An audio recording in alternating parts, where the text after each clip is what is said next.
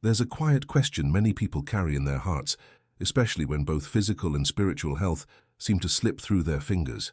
Why am I so tired, so anxious, and feeling so far from God, even when I'm trying to do everything right? And it was exactly for times like ours, rushed, exhausted, and distracted, that Ellen White wrote something that sounds almost like a prophetic whisper from eternity. Nature is God's physician. Strange, isn't it? Most people pray for healing, but ignore the remedies God has already placed in their hands. Today, while so many live closed in artificial spaces, glued to screens yet disconnected from their own souls, science is finally beginning to confirm what Ellen White wrote more than 100 years ago. There are 8 divine remedies, simple, free, and universal, that can restore the body, the mind, and the spirit. But there's something more. A 9th element, the most powerful of all, that few notice, and that, according to her, determines not only your health but your spiritual destiny.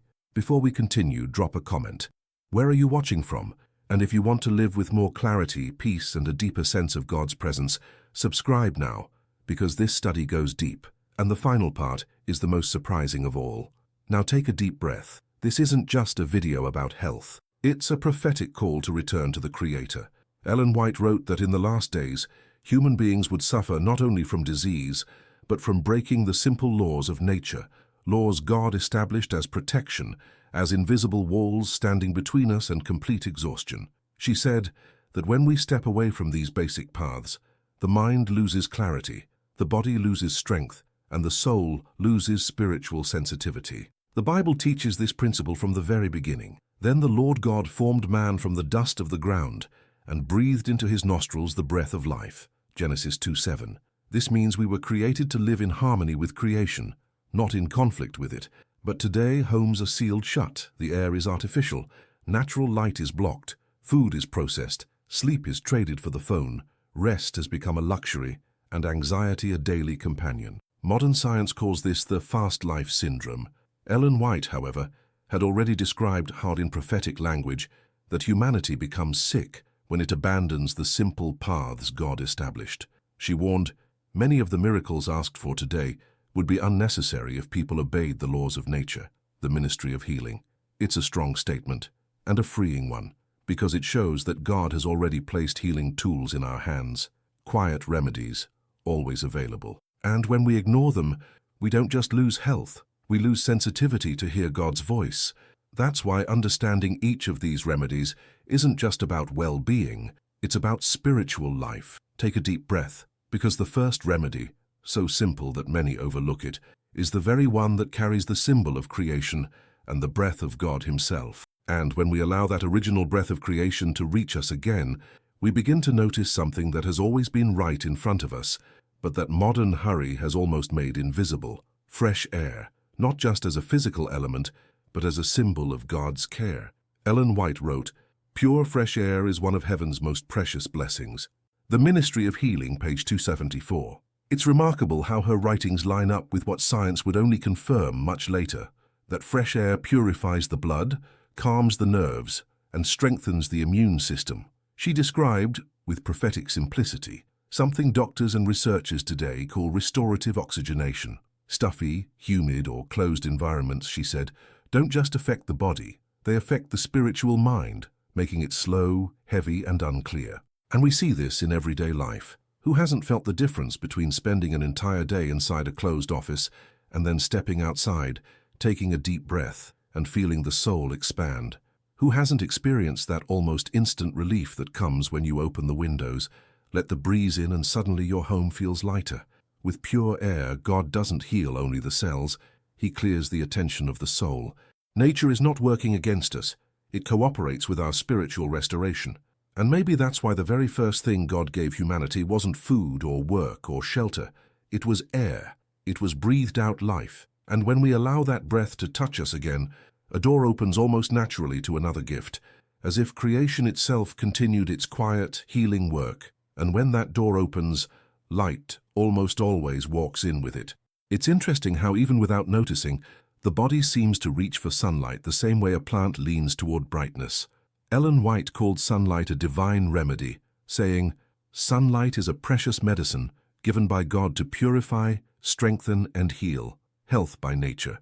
Science now describes what she had taught more than a century ago. Sunlight kills germs, regulates hormones, strengthens bones, and lifts the mood. But she added something deeper, that dark houses, closed curtains, and spaces deprived of light don't only affect the physical body, they create shadows in the spirit.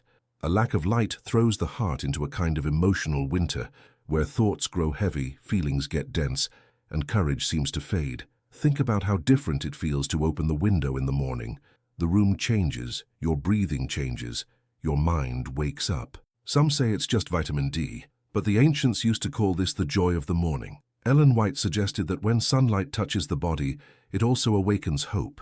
And maybe that's why God created a world where the very first day begins with the words, "Let there be light." And when that light reaches the soul, it also shines on our choices, habits, and paths.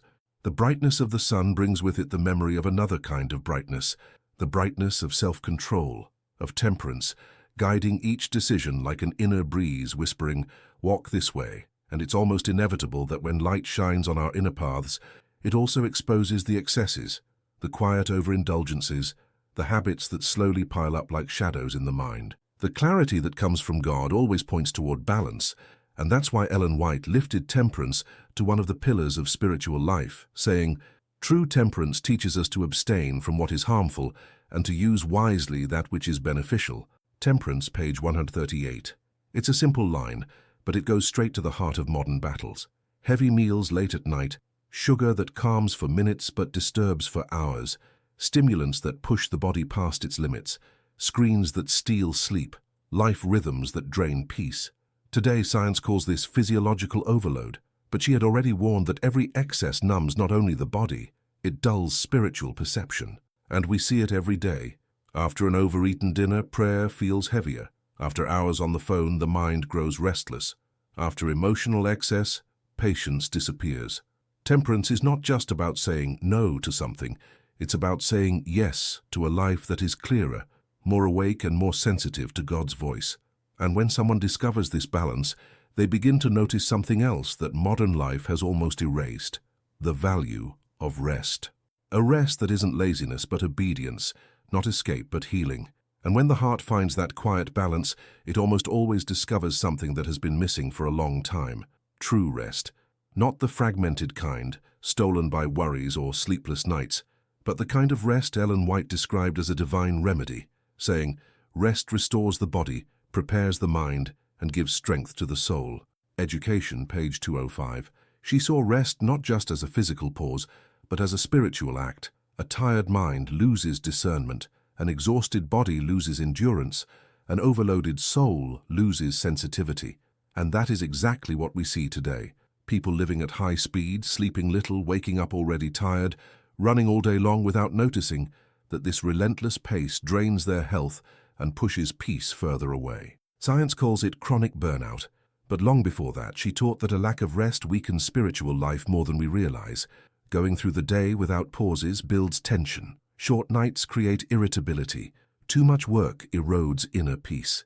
Even the Sabbath for many has lost its meaning of relief and reconnection. It's interesting how things change when someone simply decides to respect their body and mind again. A short nap, a deliberate pause, a quiet prayer before getting back to the tasks. Small choices that restore what modern life drains. And when the body finally rests, a new inner energy begins to rise, almost as if the heart itself remembers it was created to move. Because after rest comes movement, and movement heals too. And when the body wakes up from that restoring rest, something inside us almost asks for movement. Not frantic movement, but activity that brings life back to the joints, clarity to the mind, and lightness to the heart. Ellen White taught this with strength and simplicity. Physical activity is essential to health and happiness.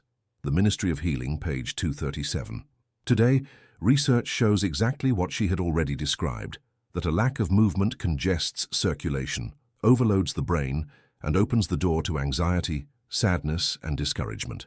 It's as if the body, created to walk, breathe fresh air, and touch the earth, begins to grow sick inside static routines, trapped in chairs, screens, and closed rooms. And yet it doesn't take much. A short walk after meals, a few minutes outside in the morning breeze, tending the garden, sweeping the house with intention. All of this restores the harmony the body was created for. Exercise creates inner space, loosens mental knots, and unlocks stuck emotions.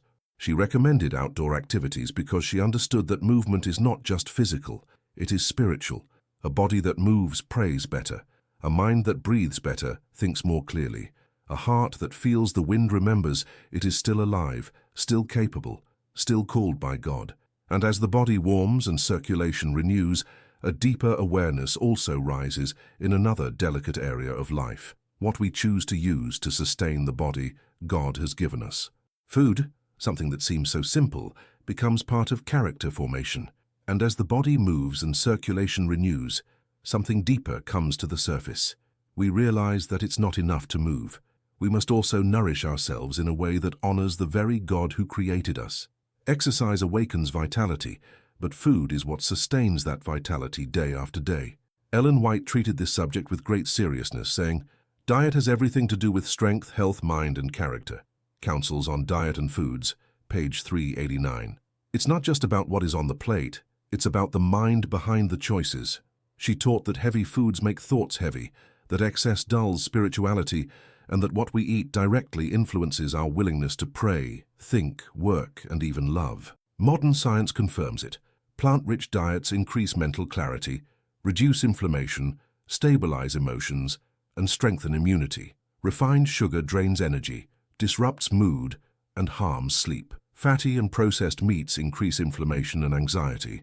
It's as if the body has its own language, and every food is a message sent to our organs, our brain, and even our soul. And notice how this shows up in everyday life. After a simple, light meal, the mind stays alert. After heavy foods, spiritual drowsiness sets in. After days of excess, irritability, fatigue, and lack of focus appear. It's remarkable how something so ordinary can affect our communion with God so deeply. Ellen White recommended simplicity, regular mealtimes, and natural foods, not as rigid rules but as paths to freedom. She said that many of life's sufferings could be avoided if there were more discipline in what we place on the table. And when someone begins caring for the body this way, they naturally rediscover another divine gift, one so common that it often goes unnoticed: water, pure, simple, and profoundly restoring. And as food nourishes the body and strengthens character, another quiet need becomes clear: thirst. A thirst that is not only physical but symbolic, as if the body itself were asking for the same thing the soul longs for: purity. Ellen White spoke of water with reverence, calling it one of the most underrated blessings of life. Pure water is one of heaven's choicest blessings. The Ministry of Healing, page 237. She taught that water purifies the system, balances circulation, reduces fevers, and helps healing both inside and out. Today, science confirms that dehydration affects mood, mental clarity, digestion, immunity, and even our sense of God's presence, because a tired, dehydrated mind loses focus, patience, and peace. And it's interesting how this shows up in daily life. Just one glass of water on an empty stomach can ease muscle tension. A warm bath reduces anxiety within minutes. A cool cloth on the forehead calms pain. A well-hydrated body prays better, thinks better, and feels better. Ellen White even advocated simple forms of hydrotherapy: compresses, alternating baths, cold water for vigor, warm water for relaxation, always connecting these practices to the complete restoration of the human being. They weren't just techniques, they were symbols of God's touch on the body He created. And the closer someone draws to these simple remedies, the more they begin to sense that there is an even deeper one, a remedy that cannot be drunk, eaten, or applied to the body, yet quietly transforms every aspect of life. Trust in God. And when water purifies the body and quiets the deepest tensions, something within us finally finds room to hear the voice that has always been there, yet so often gets lost in the noise of life. The voice of trust. Not human trust, fragile and changeable, but the trust that grows from the certainty that God sustains every breath, every step, every new sunrise. Ellen White said that this is the greatest of all remedies. Trust in God brings health to the body and strength to the soul. The Ministry of Healing, page 241. It's fascinating how she never separated spirituality from health. To her, an anxious mind produces a sick body. A mind strengthened by faith produces vitality. Today, science calls this psychophysiological responses, But more than a century ago, she already taught that a heavy soul weakens the body, while hope restores it. And we see this in very simple, everyday ways. People who carry worries through the night sleep poorly. Those who live under constant guilt get sick more easily. Those who fear the future experience pains medicine cannot explain. But those who surrender themselves to God, even in moments of deep loss, find strength where no strength seemed to remain. Trust is rest for the soul. It's the surrender that says, Lord, I'm not in control, but you are. And when this surrender happens, something deep inside quiets down. The breathing changes. The heart changes. The perspective changes. Even when challenges stay the same, the soul finds shelter. And this is why all the other remedies, air, sunlight, food, water, exercise, rest, temperance, point toward this final one, because it is trust that gives meaning to all the others. Without trust in God, we care for the body, but remain with a weary soul. With trust, even the smallest changes become sacred, and every act of care turns into worship. It is here that many finally understand why Ellen White said that nature is God's physician, not because healing is found only in creation, but because creation leads us back to the Creator, and the Creator leads us back to peace. And when we bring all these remedies together, the air that purifies, the light that warms, the balance that strengthens, the rest that renews, the movement that awakens, the food that sustains, the water that restores, and the trust that heals, we realize something too profound to ignore. God has never left us without care. He placed in creation everything the soul would need to find its way back to Him. Ellen White said that many of the miracles people seek today would be unnecessary if we learned to cooperate with the remedies found in nature. Science confirms this, but the heart feels it even more deeply. Each of these remedies, so simple, so accessible, so quiet, is a daily reminder that God is not distant. He is present in the details. Maybe you've been feeling tired, weakened, distant, lost in worries. Maybe you've noticed your mind growing heavy or your soul becoming too silent.